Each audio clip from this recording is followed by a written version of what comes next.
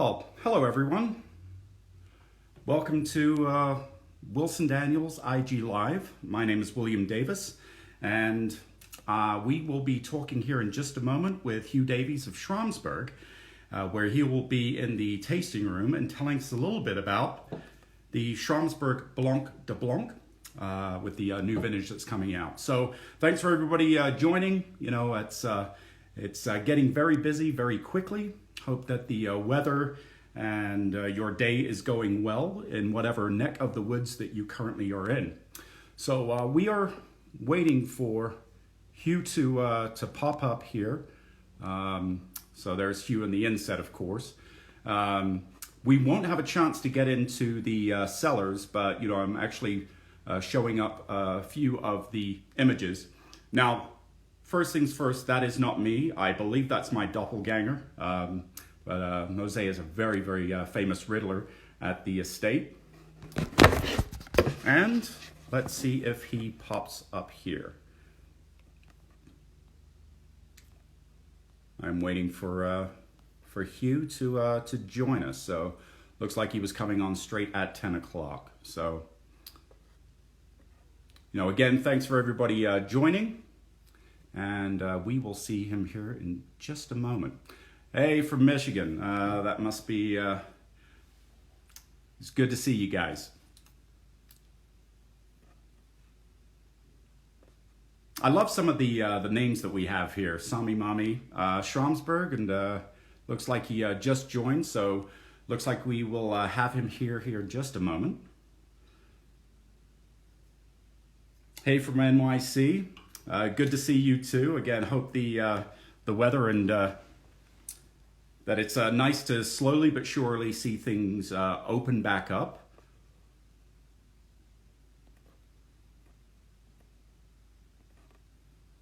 So let's see if I will just go ahead.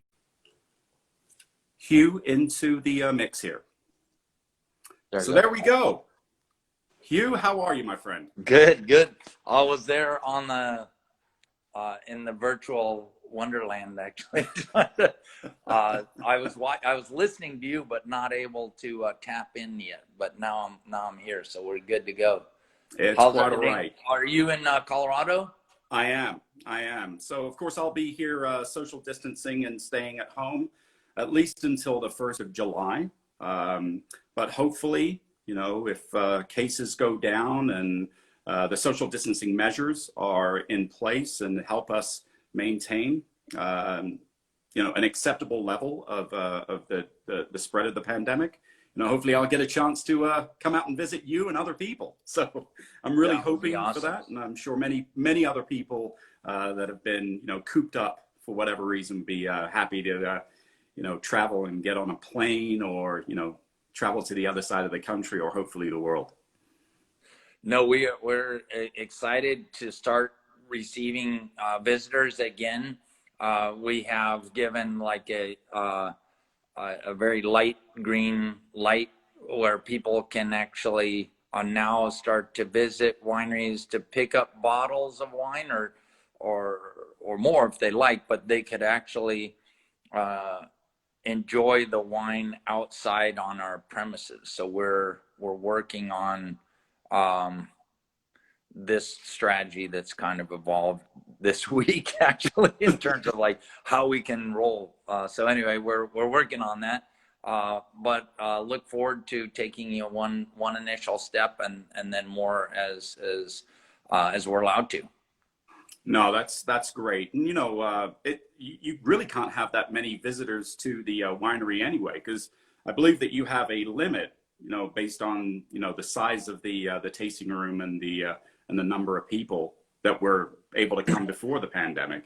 That's accurate. So we see about, on an average, probably about 80 people a day. And so they're spread out over the course of the day. And we do relatively small visits, personalized visits with small groups. And as we go forward, those groups will be smaller, as you can imagine. You know, there'll be, you know, one you'll never mix a group of two with another group of two, or a group of four with another group of four. If you come as a group of two, then you'll stay as a group of two. If you come as a group of four, you'll stay as a group of four.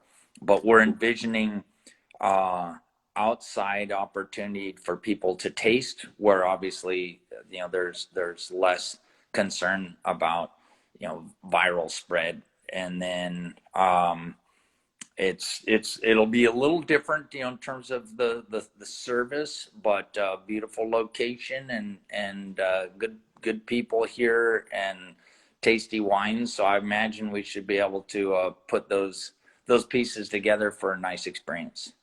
Well, I mean, the hospitality has always been wonderful. Actually, I'm going to show a slide of both the one of the tasting rooms, as well as the cave, where this is part of one of those tours and groups.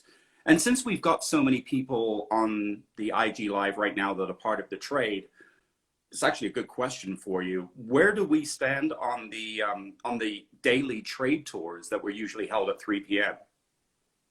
So our plan would be to eventually kind of restructure with that type of a schedule, but I would imagine once we start to fill out the daily calendar, it will be with more visits and smaller visits, right? So I would imagine there might be more trade visits, but conceivably spread out more throughout the day, something Sure. to that effect.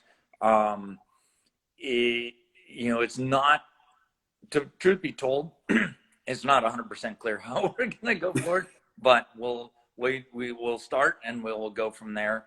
I'm hopeful. I think we're all hopeful that there will be more flexibility afforded to each winery as time moves along. Similarly, there are businesses that are operating at minimal capacity around the country, around the world for that matter, I would imagine, and whether, regardless of what type of product they're selling, what kind of store it might be. And so that would, we're all hoping for the reduction in viral spread and the opportunity to, return more to a normal situation. But it'll take some time. We're excited, I think, as others are, for an opportunity to reopen and to re-engage with our customers. No, and we're certainly happy that you're able to do that. There's also this community that we have with our coworkers and our colleagues, that unfortunately, being part of this social distancing, it's almost exciting for everyone just to kind of get back in quarters again. To share ideas, and it's not simply over, ironically, what we're doing right now. Is speaking on a screen halfway across the country. So let's actually go back just a moment and give an overview of the history of the winery, along with how your parents got into purchasing the estate. Well, if you will allow me, I'm going to I'll turn around first, and you can see some shots behind me there. I'm going to reverse the direction of the camera, and then you should be able to hear my audio, and then I'll give you a little sense for the history of the winery. But the original founders were Jacob and Anna Schramm.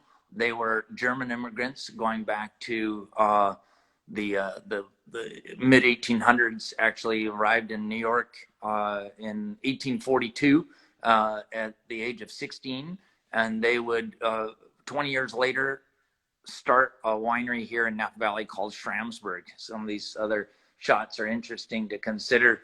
They would dig caves into the hillside, and after 40, 50 years, the winery achieved some recognition and some fame. They were able to sell wines across the country, even overseas as well. This is actually a pretty cool shot with some of the original vintners of the area. Charles Krug on the left, Schramm with the handsome beard there, one of the two gents in the middle, and then the two Behringer brothers on the right-hand side. So Schramsberg and the Behringer brothers, all quite successful in that earlier era. But they had established an industry here in Napa and Sonoma going back to the 1800s. Different varietals were popular at the time. Riesling was really the most widely planted varietal, a white wine varietal, maybe not surprisingly from Germany, where many of the initial vintners would come from. But they would make white wines and red wines here on this property. Prohibition would eventually come along, and this winery was closed, along with wineries throughout the world at that time, or I should say the United States at that time, and certainly in our region. And then it was about 50 years after the Prohibition onset and its repeal, and then we had a war, and then a kind of difficult time of reestablishing. But my parents pictured in this shot here, and I apologize, there's a little bit of a reflection, it looks like, from the windows on the other side. My parents would revive the winery in 1965. I was born shortly thereafter, so pictured here with my brothers harvesting a little bit of Chardonnay. That shot would have been 1967. But Mom and Dad were very driven, very enthusiastic about an opportunity to establish a winery, a family business, if you will. They would be among just about 20 different families that would start by the time of 1965. So that's when they started. They would be the first to do the sparkling wines using the Chardonnay and Pinot Noir varietals, which was a relatively unique concept for our country at that time. Obviously, in the Champagne district of France, people were using Chardonnay and Pinot Noir to do traditional method sparkling wines. Just to the south of Champagne and Burgundy, folks were making still wines from Chardonnay and Pinot Noir. And there was a little bit of that going on in California before my parents would then jump in with those varietals to do the sparkling, initially on a really small base. So it was a pretty cool project that they set out with. But they became fairly successful in this effort. Here they're each pictured a little bit later in their lives, in their prime. And there's my mom. My dad would eventually pass away in '98. And then with my mom, we continued to move forward with the business and the winery until her passing in 2008. And it's exciting that here we are 12 years later and still going. But we've got a great team, and then another generation in the works. I've got 3 kids. I was one of 3 sons actually that grew up here and now live on the property, managing the winery, and have, as it turns out, 3 sons of my own. Here's a fun shot of my mom on her last harvest with us, which was in 2007, at which point my kids were pretty small.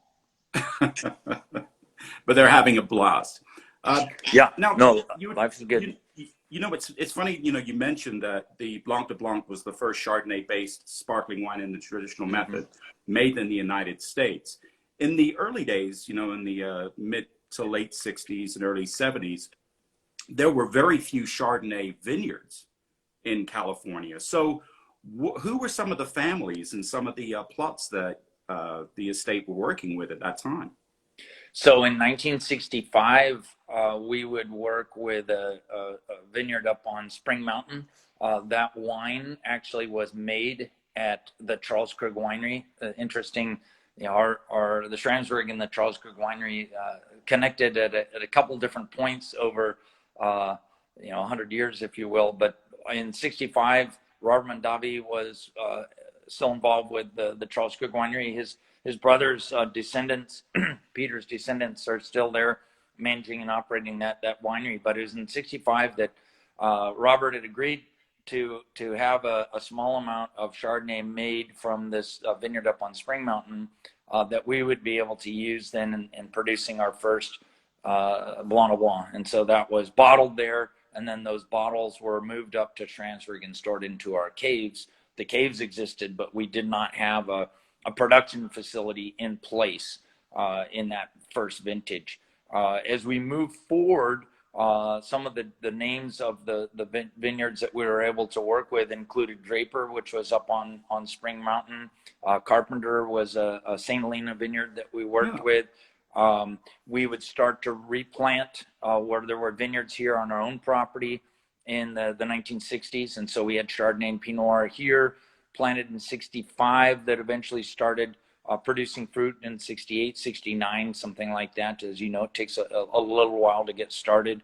There was Palissa Ranch down in Yountville, Pacoda up in Calistoga, to name a few. There was a Me Ranch down on Me Lane, south of St. Helena. So it was a little bit catch as catch can. Going back to 65, again, just 200 acres of Chardonnay planted in the whole state of California. Today, that number is well over 100,000 acres, and it is our number one wine grape varietal in California. So there's been a virtual sea change in terms of what varietals are planted here. Now, with the estate in Diamond Mountain for an AVA, did that make you the first to plant Chardonnay in Diamond Mountain as opposed to Spring or some of the other hillsides, or were there any other? I think that would be accurate Yeah. to say that the first Diamond Mountain Chardonnay was planted on this property. Today, the reality is there's probably not a whole lot of Diamond Mountain Chardonnay planted on our property. We've gradually replanted with some of the red wine varietals, the hardier Bordeaux varietals. Again, Bordeaux a little further south, slightly warmer than, say, the Burgundy or Champagne locations. And similarly, here in the hills above Calistoga, St. Helena, we're in a region that has really become known for its Cabernet-based wines. And so in the 90s, we started the replanting effort on our home property to those varietals. But Diamond Mountain's a relatively small portion of the greater Napa Valley. Maybe 1% of the vineyards that are planted in Napa are in this sub-AVA, if you will. And there are, I would say, of the 400 or 500 acres that are planted in Diamond Mountain, 90% is Cabernet today. So, by the way, for everyone that's joining, of course, I'm here with Hugh Davies, the winemaker and owner of Schramsberg in California, specifically in the Napa Valley and just outside of Calistoga and St. Helena. So if you do happen to have a question, feel free to reach out in the comments section. Now, I've seen a number of hearts moving up, so that's definitely good. Thank you. That is a good thing. But yeah, feel free to peg me with some questions. That'll make things interesting. Well, I'm going to move forward. Maybe actually let's talk about 7 years after the revival. There are some more hearts coming up. That's a good thing. More hearts. Thank you. So, let's talk about 71, 72 and, how your father was instrumental in the Farm Act and what was going on in Napa Valley at that time. Because, I think as you look at the early... Go ahead. No. I was saying that because, a lot of people are familiar with Schramsberg as a winery. But many of those early days, the history of Napa Valley was entwined with what your parents were doing with some of the other winemakers in the valley. So in the early going, it is my recollection of that is 50 years later, of course we all forget a little bit of what we might have known way back when, but it was a different time, definitely a sleepier time in the world, and in this particular part of Northern California, it's still relatively sleepy. We're not in an urban area by any stretch. Really more country. With kind of on the north end of kind of the Bay Area's suburbs. But we are at that time very remote, very quiet. Some 20 wineries in Napa, and those were very important formative years for the industry that we now have, for the community, frankly, that we now have. People at that time were I think we consider them visionary. Those pioneers who were not only planting vineyards for the short term for them to be able to make some wines and to jump into the wine industry, but they are also laying the groundwork for the long-term success of a wine region. And I think it's interesting. So often I will be asked about, you know, the long term and the notion of sustainability and how do we make all this work. And it's hard not to answer those questions without thinking about the work that a prior generation did. And so my parents were involved in the effort to establish an agricultural zone here in Napa. In '68, actually, that was when the Ag Preserve was established. And today that preserve, it's effectively a zone, a land zoning. It encompasses over 32,000, almost 33,000 acres of land covering the valley floor between the valley's cities. So between St. Helena, Calistoga in the area where we live, but also extending then from the south of St. Helena towards Yountville, moving around Yountville, and then extending from Yountville all the way down to Napa of the city. And there are a few other outlying areas that are considered ag preserve zones. So there you have minimum parcel size is 40 acres. And so you can only have one house per 40 acres, and you cannot have commercial or industrial activities in that zone. You know, wineries are allowed, processing plants for agricultural products. There can be visitors, you know, to those facilities where these agricultural products are made. And as you can imagine, here in Napa today, mostly that is wine. I think olive oil is, you know, kind of the number 2 agricultural product of this region. Subsequent to the establishment of the Ag Preserve was the establishment of the agricultural watershed.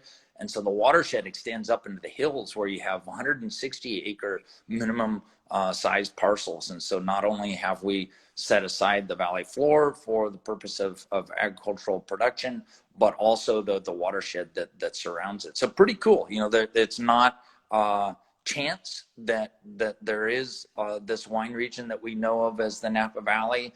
There really were, you know, architects that you know, put the pieces together that have allowed it to exist. And obviously people then had to work really hard to figure out how to make delicious wine, how to market and sell that delicious wine so that it would become successful.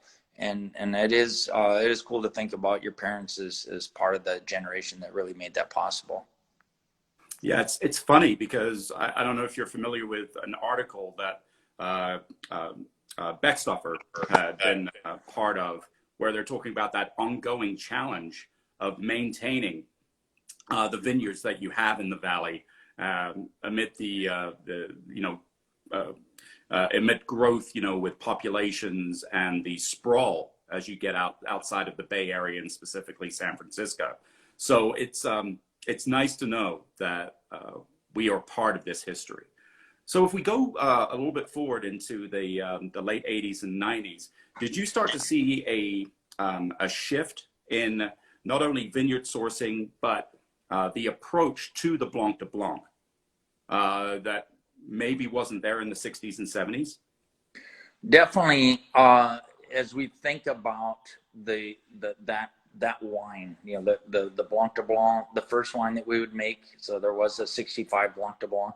There has been a vintage of Schramsberg Blanc de Blanc, every vintage since 65, always vintage dated. Chardonnay is the principal varietal. Today, it's been 100% Chardonnay, frankly, for the last 23 years or something like that. We used to use a little Pinot Blanc as a second varietal that might play a role in softening the sharp edges of our Chardonnay. But very specifically, as we would evolve, we started with these vineyards in the north part of Napa and more in the Napa Valley proper, between, say, the city of Napa and the city of Calistoga, with some hillside locations in that mix, obviously our own vineyards. As we got into the 80s, we were not the first, and we were not the only ones to come to realize that, oh, this Carneros district, you know, further to the south of the city of Napa, to the south of the city of Sonoma, on those dark, loamy soils, that sit just on the north end of the San Francisco Bay. In that area where you have a little more fog, where you have a little bit more of the maritime influence, you move into a location really not that far away. As a crow flies, you're talking about 25, 30 miles from where we are right here. 15 miles from Oakville type of thing. But that much further south, that proximity to 60-degree water in that bay really changes things a little bit, and then stretches the growing season out, and it allows for a little bit more acidity to be retained naturally in the fruit. And so that really worked well for Chardonnay and Pinot Noir as well, but Chardonnays we talk about Blanc de Blanc. And so then our source, if you will, the region for where the fruit would come from would gradually drift to the south. And as we started to do that, we also tried things out towards the coasts. Today we have vineyards that range from the Anderson Valley in the southern end of Mendocino County, a number of sites through the West Sonoma County, through pockets such as the Fort Ross Seaview or Occidental, Freestone, Green Valley, Petaluma Gap, and even down into Marin County, so that kind of northwest Marin County. And we have I would consider a really extraordinary range of Chardonnay vineyards today that we're working with, frankly, none of which existed in 65, right? Again, there were only 200 acres of Chardonnay anyway, so there's a lot more today. It's not to say this is the only place in the world where Chardonnay can be grown at an extraordinary level of quality, but we've definitely fine-tuned our Blanc de Blanc style with outstanding Chardonnay vineyards in these cooler pockets, and it really has to do with that proximity to the ocean or the bay that's allowing us to do that. One thing I thought would be fun for us to reference, William, before we leave this room where I am, Sure. is actually going back a little bit earlier in time in '72. It was then President Nixon, who was the first president to ever go to China, actually. So as a sitting president, and I'll show you something pretty cool here. 1 second. I clicked that. Yeah, so here you've got a shot. This was a historic moment, actually, in history. Crazy. We were a relatively young brand. Our fifth vintage, the '69 Blanc de Blanc, ended up being served in Beijing, China. And it was actually for this toast after a week-long series of meetings between these two leaders and their entourages, remembering that the Vietnamese War is going on in the background, but they were meeting to negotiate kind of a lasting peace. The war would continue on for a couple more years, but how cool was it for my parents and that generation to have a moment where their wine might be served on such a global stage. But before we leave this room and that part of our history, I wanted to show that picture. So that was a '69 Blanc de Blanc. We actually popped a bottle of that for a video that we did with the Som TV guys not too long ago. It was pretty fun. It's a little dark, the wine, a little dark. Maybe the effervescence un peu faible. All right, not quite as sparkling as say the 2016 that we're tasting today, but it was really fun to taste the really deep caramelized depth of that wine, and still vibrant with its tart acidity, which is one hallmark of the style that we produce is a wine that has such nice crisp natural acidity that it can really live for a long time to come. These are a few other shots of different historic occasions where our wines have been served. Not always the Blanc de Blanc. You might recognize a few of these characters. Here are, this is a fun one with the Queen and George Bush. And then here is actually Obama with Xi Jinping. So another American Chinese summit, if you will. And then a little more recently, our President Trump with Emmanuel Macron. And that one was, it was our Cremant Demi-Sec that was served. And that was in 2019. I'm going to show you just a peek. I know when we tried to go into the cave, we lost our signal, but here are the caves just beyond the, can you take a little peek in there? I can. I can see the light in the background. And the light in the background. There you go. So quietly are resting, only about 3 million bottles back there. Waiting for just the right moment for someone to pop them open. There you go. 3 million, but who's counting, right? Which ties into a question that came in on the comments.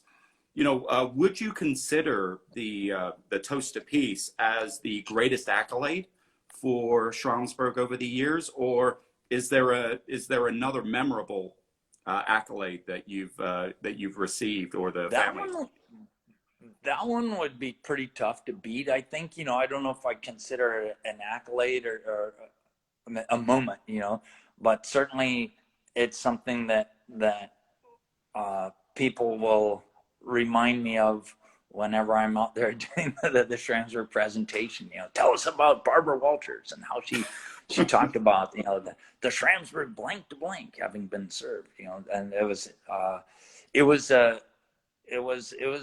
obviously an exciting moment. I think it was an exciting moment for, you know, for many people around the world too, to see the Americans and Chinese kind of nudge towards peace, a nudge towards a better path forward. And pretty crazy that, you know, this little sparkling wine that we would be making was selected to be served on that night. There are, you know, sometimes you get lucky. There were connections here. Remember, Nixon was from California, and so somehow, you know, a suggestion was made and taken, and away it went. We didn't even know it. We had an order for 13 cases come from the State Department about 3 weeks in advance of that event. And the wine my dad delivered with my brother in the back of the old Scout to the Travis Air Force Base, which is probably an hour from here towards Sacramento. And they dropped off the 13 cases. You know, the wine was paid for. It was all good. And then later they found out when it happened. It's interesting to think of that time period. America, we didn't even know that the president was in China when the president was there. It was only after the whole thing was done that they found out, and then at the same time, concurrently, we found out that the wine had been served. So it's just a little different of a time period. To think that a president could be in China for a week and none of us would even know that's where he was. Well, you don't get the news in seconds, right? That's right. Yeah, that's right. So, you know, with the Blanc de Blanc, and you talked briefly about the emergence of vineyards in Carneros and other areas outside of the valley specifically. What were some of the aha moments, you know, some of the vineyards that you realized that something special was happening, that there was quality associated with, you know, certain pockets? Are there, you know, any of those favorite vineyards or memorable vineyards that you can think of? Well, as we've evolved, there are some key vineyards that have come into the program that remain in the program. Definitely, as we would get to the 90s, 95 thereabouts, where that was the first year that we started working with the Hyde Chardonnay on Bayview Avenue in the southern part of the Napa Carneros. In that same year, we started working with the Shores Vineyard, which was also exists just on the other side of the Carneros Creek in that Napa Carneros. And William, I'm going to set this phone on the screen here. Let's see. Yeah, that'll work. So I'm seated now in a spot where I might even be able to taste a glass of this wine when we get there. You tell me I'm falling here. I'll join you. Here. Okay. But we worked with those two sites were really our first significant and kind of permanent, you know, kind of, I don't want to say permanent, nothing's permanent forever, but here we are 25 years later, still working with those two sites. Also, in some of the early years before that, we would dabble with some Hudson Chardonnay and have had some pretty good success with some of the Hudson fruit over the years, another noted Carneros vineyard. Also, then a couple of years later, we started working with the Jones and the Tognetti vineyards that are also on this kind of Bayview Avenue. It's a little bit of an offshoot off of Las Amigas Road for people who might have some familiarity with that area. And all four of those vineyards, the Jones, the Tognetti, the Hyde, and the Shores, are mainstays, really forming the backbone of our blend, since the late 90s and all the way into today, into the harvest that is yet to come here, the 2020. We're now in a situation in the valley and in our surrounding wine growing region where the shoots are fully extended. The clusters are now quite visible. We've largely gone through flowering. There will be pockets where we're not entirely through, but you can see the tiny little berries. But today's model also incorporates some beautiful things that are a little bit closer to the ocean in the West Sonoma County. And so we work and have worked with a Kiefer vineyard there for many years. That's a vineyard now that we own and have 14 acres planted there, both Chardonnay and Pinot Noir, but outstanding on both sides. There are a number of Dutton vineyards that we work with in proximity, frankly, to the Kiefer in the greater, kind of Occidental, Green Valley, Grayton, a pocket of West Sonoma County and the kind of the western end of the Russian River Valley area. There's a Horseshoe Bend vineyard. I mean, I could go on there, but there are some key sites there. Another one that I'd like to mention is Stevens, which is down in the Marin County area near the Tamales Bay. People may be familiar with Tamales Bay, is famous for oysters at this stage, but a few vineyards tucked into the various pockets there. Those sites are the latest to ripen. They would not work well for late ripening varietals such as Cabernet, but for the purposes of growing Chardonnay and Pinot Noir, especially at the low sugar levels and higher acid levels that we're interested in, some of those cool climate sites will really work well. Yeah, I think that you had mentioned the 2011, the Stevens fruit, was it 16 bricks? Yeah, 2011 is a late season, frankly, as we've had. 98 perhaps was something like that. 89, and some of those vintages, frankly, aren't the ones that have been most heralded in terms of California's wine history. These are cooler, wetter vintages that where it takes almost too long for some of the hardier red wine varietals to ripen. Maybe they don't get as to that ripe input point that people would prefer. But if you're interested in really a sharp, crisp Chardonnay for a sparkling wine, then maybe that really late wet year it ain't so bad. Maybe it works out pretty darn well. And so it was interesting. It's kind of just a data point to suggest that we worked with 16 bricks fruit that was making 9.5% alcohol base wine with about 15 grams per liter acidity.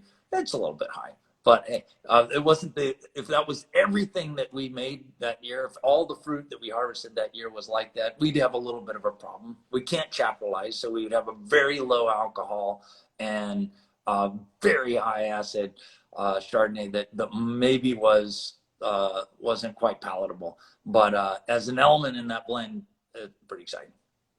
No, it's I think it's a gentle reminder of those Francophiles that will drink champagne for the reason that of its ageability, or the low pH, high acid, and these very tense wines, that you can achieve those qualities with physiological ripeness in California, as long as you're looking at the right sites. And I have to remind many people out there of what Schramsberg has done over the years.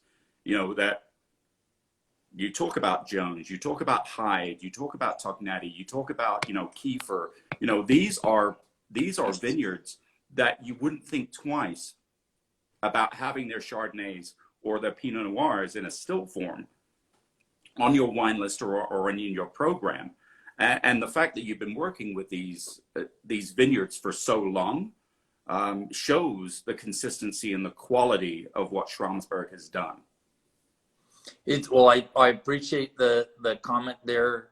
Honestly, some of the sites, while they may neighbor sites where still wine maturity is achieved, as we talked about in the 2011 Stevens example, well, not so much. You know, on that particular year, you would be hard pressed to make a white wine that was 9.5% alcohol and say, hey, enjoy it. That might be a little extreme.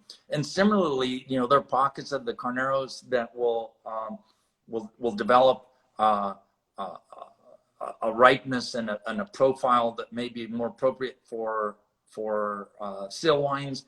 And then there are pockets of the Carneros that are a little further south, perhaps, where the acidity will be that much more pronounced in the fruit, where frankly it might be a little more appropriate for sparkling wine, as we consider the Hyde example, where their house is located, where the Chardonnay vineyard is located that we work with in our sparkling wines. It's a couple miles to the south on Bayview Avenue, as opposed to the Chardonnay that is probably more noteworthy in say the HDV Chardonnay or some of the other Chardonnays that are labeled as single vineyard Hyde Chardonnays, a little further north of Highway 12, closer back to the city of Napa, closer to the base of the Mayacamas, and typically a little softer. You know, it may be subtle, but you know, back to 15 miles being very significantly different, like Cabernet works in Oakville, and then not as much down the Carneros. So, okay, people might debate that, but you know, that point being made, 2 miles is actually a little, you know, that's enough of a difference too, depending on what kind of Chardonnay that you're after. And so we continue to learn in that regard, and I think that's an important aspect of what it is that we're doing. I know that the folks in Champagne are also learning every year. Sometimes we talk about Champagne as if you know, it was figured out by our great grandfather, and we've never had to change anything since that time. But yeah, changes are made each and every year, and we're all trying to fine tune our program and our winemaking. I'm going to show the Blanc de Blanc 2016. Wonderful. But it's what, 9:40 here in California, yep. So it's probably time for me to have a glass. It is Breakfast of Champions time. So there was a question that came through. When are you usually harvesting the Chardonnay compared to the still wines? Typically, we will start our harvest and understand that every vintage is a little different, depending on the crop levels that are out there. Depending on the seasonality, you know, how wet and cool has it been, or how dry and warm has it been. But on average, we're starting with our Chardonnay harvest somewhere around the 15th of August, maybe the 20th of August, something that would be normal. Pinot Noir, perhaps a week earlier, something like that. You know, Pinot Noir will ripen just a little before the Chardonnay, all things equal. The harvest then, as we go through the season, and then we've talked a little bit about the range of vineyards that we're working with. The final vineyard, you know, for many years has been that Tamales Bay site, the Stevens Vineyard in 2011. Wow, we didn't get to that vineyard until about November 5th. Frankly, we didn't pick any Chardonnay until the beginning of September in that year, so that we were a little bit late. But more typically, it would be kind of the beginning of October that we would pick that fruit. And so we're picking Chardonnay for 6 weeks, typically, you know, or maybe our whole harvest might last for 7 or 8 weeks, including the Pinot Noir. And then as we talk about Cabernet for red wine, you know, that's typically a little bit of a later endeavor. Obviously we need more sugar in the fruit by the time it's picked, and it's a later ripening varietal to begin with. Yeah. So there was another question that came through. One is a desert island question for sparkling. So what would that be apart from Schramsberg, of course? You know, what champagne would you have on a desert island? There's a Now lot for you. I would do, well, if it was a Schramsberg wine, for me, I really love the 99, and I love the 99 J. Schram late scores that we did. That would be pretty fun. If I could only have one bottle, you know, right? If I could only have one bottle, I'd take that bottle, right? That's kind of like it's part of the family. You take a member of the family. I wouldn't go with somebody else's family member. Let's see. Certainly, you know, building on that Chardonnay theme, there are some of these vintages of Salon that were pretty exciting. I actually worked in Champagne in '95, and so that would, you know, that particular vintage has some meaning, and so that might be one. That might be one. If I had one that wasn't a Schramsberg, maybe I'd do that one along with it, right? When I was in Champagne, people talked about the 88 vintage, the 90 vintage, you know, so some of those would be interesting to look at. And I think to this day, I really love looking at sparkling wines when they have some seasoning, when they have some age. And I believe that some of the finer champagnes or sparkling wines made across the world really have ageability that sometimes the wine critics, wine enthusiasts are not quite as in tune with. And some of those lean, crisp, Chardonnay-based styles, I think, really can stand the test of time beautifully. I would agree. I could take some Salon on a desert island any day. There's one other question that came through in terms of soil types. Is there one basic soil type that's worked with? But you have what? Close to 200 different blocks that you're working with. So is it too varied to tell? Or is there a soil type, you know, Gold Ridge, for example, that you prefer to work with? I don't know if there's the ideal soil type that we would, you know, need to find in order to qualify a vineyard. I think as we have evolved, we've worked with many different sites. It might be interesting for people to consider a producer that, yeah, I think more typically, you know, there's an adoration for the producer that has worked the same exact plot over and over and over, generations, right? They've really dialed it in. Our approach has been to work the region and to study the region and test the region and probe the region. And so we have many different key sites, frankly, that we're working with. It doesn't all come from one place. And frankly, we don't want it to all come from one place. We want to be able to have a beautiful range of components to work with as we craft blends. And so there isn't a singular ideal site, and nor would there be a singular ideal soil condition that we would require. One thing to think about in terms of our region is that there's really a tremendous diversity of soil types as well. Coastal California is somewhat unique in that regard in terms of wine growing regions, and there are a few reasons for that. Historically, there has been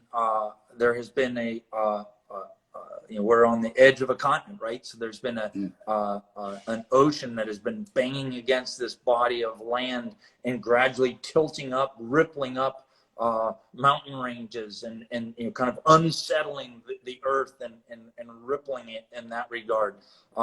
Beyond that, there has been you know, there have been earthquakes and further rippling and fracturing of the soils. And granted, this is happening over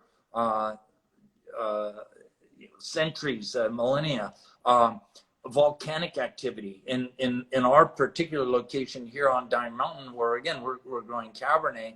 One of the really cool aspects of our vineyard property here, and we have 45 acres planted, is that there's tremendous diversity from one pocket of the vineyard to another based on the soils. Volcanic soils the earth did not come out of the ground in a smooth layer, right? You have certain pockets of earth that we're growing in where it's very hard, compact, white tufa, naturally supporting scrub oak and manzanita and plant material that can survive without much soil fertility.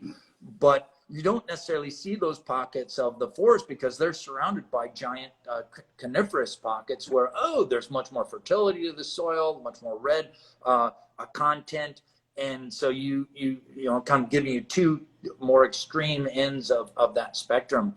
And as our vineyard map for Schramsberg sparkling wine, and as we've considered the Blanc de Blanc is layered out, we have those dark loamy soils of the Carneros, but we have some of the more upland areas that we work with in that area as well. And as we go out to the coast, I think the maybe more critical than the soil is that proximity to that cool air.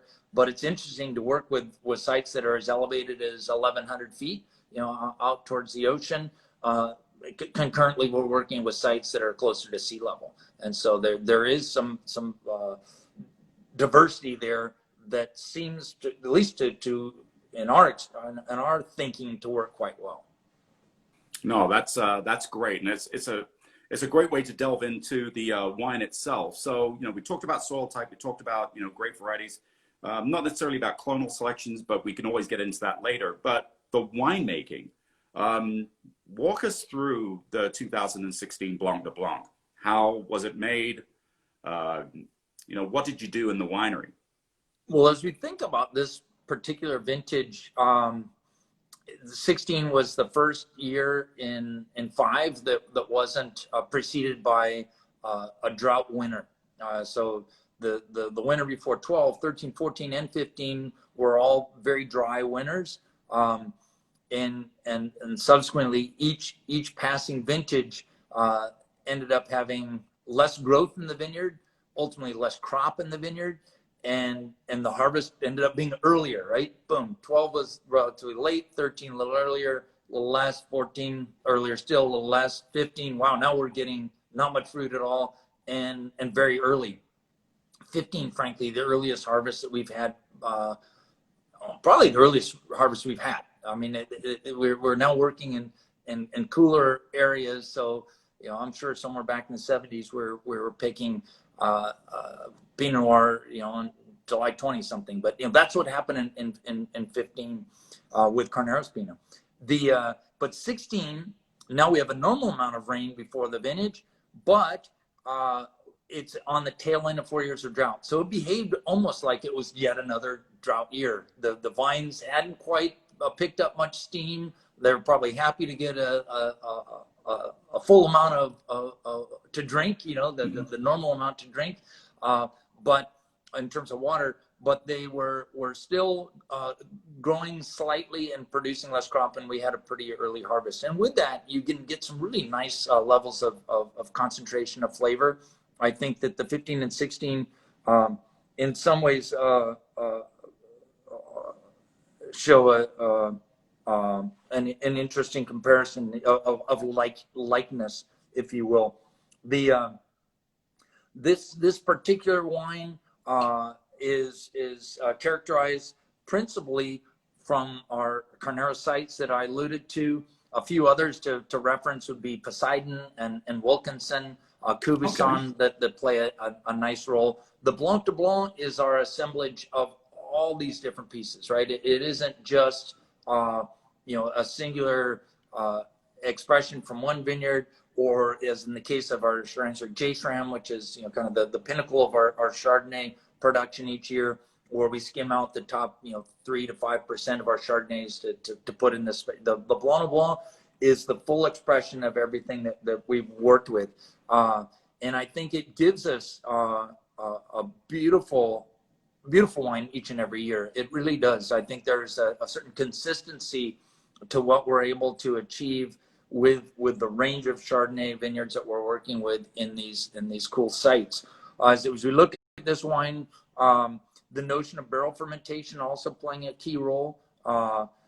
lean tart Chardonnay. Again, our Chardonnay fruit being picked at on average 19 bricks, where we're making 11% alcohol, 11.5% alcohol base wines. That's low, right? That not many people drink Chardonnay that is less than 12% alcohol, let alone less than 13 or maybe even less than 14. So as you get down there, and then you bring that really vibrant acidity with it. We, since the 80s, have done a little bit of barrel fermentation to soften some of the acidity that's in Chardonnay. Today, typically be 20 to 25% of the elements in this blend would be barrel fermented. So very tart, very, very lean in that sense. And the barrels are not new barrels, but neutral oak barrels that just give us a little bit of richness. Thinking of the barrels, and a little technical, but we're doing temperature controlled fermentations in tanks, right? So we keep the juice cool as it goes through the fermentation in tanks. Barrels, we don't have a way to control the temperature of the fermentation. They're small fermentations, so it's not going to get that hot, but definitely gets warmer. The fermentation happens a little faster. And so it's as if we're baking it just a little bit. We're not a lot, but just a little bit. And so I like the way that those elements play in with primarily what is lean, tart, tank fermented Chardonnay, right? Yeah, it's definitely a wine that the sum is greater than its parts. I think that you get that. The 15 certainly surprised me. With how tart and lean it was in a drought year. And the 16, it's similar, but there's a little bit more of a fleshy component to it. Slightly more round, but the acidity in the backbone, that tension is still there. Absolutely. And I think that there is a consistency that we're able to achieve. It's interesting. I think that the Champenois have done such a masterful job of marketing and kind of storytelling, in terms of like, hey boys, certain vintages, they just don't quite work, and then other ones are magnificent, so it's either terrible or it's really good. Probably not quite as dramatic as that. It's you could probably make a pretty darn good champagne each and every year. Definitely in our world, I can tell you now, as we make Cabernet, we make lean tart, Chardonnay, sparkling wine. We make this Blanc de Blanc. This is the Blanc de Blanc. It's more consistent, actually. The red wine is less consistent. The getting to an even consistent flavor, in terms of ripeness with Cabernet in a mountain location where it's a late endeavor every year to begin with. 11 was different than 15, right? It really was. The 12 is different from 16. Each one of these vintages had, and I would say with our Blanc de Blanc, and again with this nice deep range of sites that we work with, we're really able to make each vintage has its expression, but at the same time, you can make a really consistently delicious sparkling wine. I think some people may not grasp that, that like every vintage is pretty damn good. Every vintage is pretty damn good. So we have about 30 seconds left. This has been a fascinating tale in the history and background of Schramsberg, and I always love talking to you. Is there anything that you want to say to everyone else in the next 15, 20 seconds? Anything new that's going on? Well, I circling back to where we started, we're excited to see a light at the end of the tunnel in terms of the shelter in place. We're excited to see that there's been a flattening of the curve. I know it's not perfect. I know that there's plenty of debate as to what should we be doing, how best to deal with the pandemic in terms of the health aspects of it. Similarly, how to deal with the economic aspects of it. But we're excited to see a flattening of the curve. We're excited to see an opportunity to start to receive guests again and to gradually return to normalcy. I know that we all of us in the globe, kind of have shared this problem as we've had fires over the last 10 years. Sometimes they've come a little close to home, and that feels like we're the only ones that have to deal with that challenge. Somebody else might have a hurricane or some a flood condition, what have you. But here, well, we are we're about excited to run out. to be emerging from this and hopefully on a nice steady path. So I would